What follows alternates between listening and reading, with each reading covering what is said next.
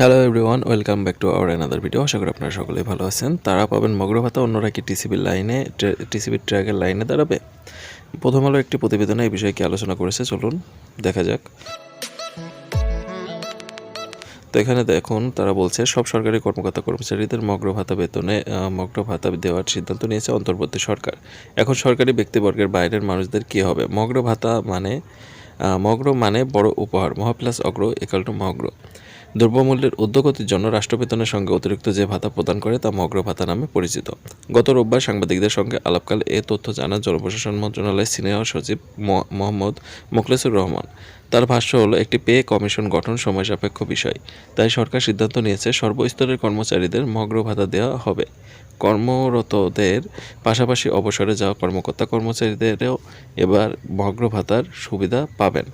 কত শতাংশ মগ্র ভাতা দেওয়া হবে তা নির্ধারণ করতে কমিটিও গঠন করা হয়েছে। আমরা জানতে পারছি সরকারি কর্মচারীদের মগ্র ভাতা যাতে দ্রুততম সময়ের মধ্যে দেওয়া যায় তা নিয়ে কাজ চলছে। পিয়ন থেকে মন্ত্রিপরিষদ সচিব পর্যন্ত সবাই মগ্র ভাতার সুবিধা পাবেন। সাধারণত 5 বছর অন্তর একটি নতুন বেতন স্কেল ঘোষণা করার কথা। সর্বশেষ 2015 সালের জুলাইয়ে 8ম বেতন স্কেল কার্যকর হয়। সে সময় নতুন স্কেলের সুপারিশ না করলেও মূল্যস্ফীতির বিবেচনায় নিয়ে বার্ষিক বেতন বৃদ্ধির ইনক্রিমেন্ট প্রস্তাব ছিল বেতন কমিশনের।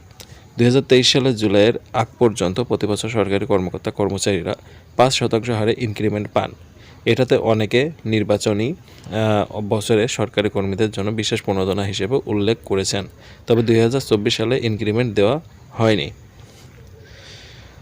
তারা আরও বলছেন, জনপ্রশাসন মন্ত্রণালয়ের সচিব মগ্র ভাতা দেওয়ার ব্যাপারে যেসব যুক্তি দিয়েছেন তা অগ্রাহ্য করার মতো নয়। প্রতি বছরই নিত্য পণ্যের দাম ও সংসারের অন্যান্য খরচ বেড়ে যাওয়ায় প্রেক্ষাপটে সরকারি কাজে নিযুক্ত ব্যক্তিদের মগ্র ভাতা দেওয়ার প্রস্তাব যৌক্তিক। বিগত আওয়ামী লীগ সরকারের অযৌক্তিক সুবিধা দিয়েও সরকারি কর্মকর্তা কর্মচারীদের খুশি করতে চেয়েছে। বিশেষ করে সরকারি কর্মকর্তাদের বিনা সুদে গাড়ির ঋণ ও গাড়ি রক্ষণাবেক্ষণের জন্য মাসিক ভাতা। এছাড়া সরকারের হঠাৎ মনে হয়েছিল বাংলা নববর্ষ উপলক্ষে একটি ভাতা দেওয়া যায়। সরকার চাইলে যে কাউকে ভাতা দিতে পারে, কিন্তু দেখার বিষয় এর পক্ষে কি যুক্তি আছে।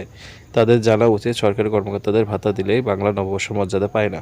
বাংলা নববর্ষ মর্যাদা তখনই পাই যখন আমরা নববর্ষের চেতনা ও বাঙালি সংস্কৃতিকে মনে প্রাণে ধারণ করতে পারি। তো বেশ, আরও এখানে অনেক কিছু লিখেছে, আপনারা চাইলে ভিডিও পোস্ট করে এখান থেকে দেখে নিতে পারবেন। তো এই ছিল মূলত বিষয়, যে তারা মগ্র ভাতা নিয়ে কী বিষয়ে অন্তর্বর্তীকালীন সরকার কী সিদ্ধান্ত নিতে চলেছে। তো ভিডিওটি যদি ভালো লাগে অবশ্যই ভিডিওতে লাইক করবেন, এবং যারা আমাদের চ্যানেলের নতুন দর্শক আছেন তারা অবশ্যই আমাদের চ্যানেলটি সাবস্ক্রাইব করে পাশে থাকবেন। সকল ধরনের সরকারি চাকরির খবরাখবর সবার আগে পেতে সকলকে অসংখ্য ধন্যবাদ।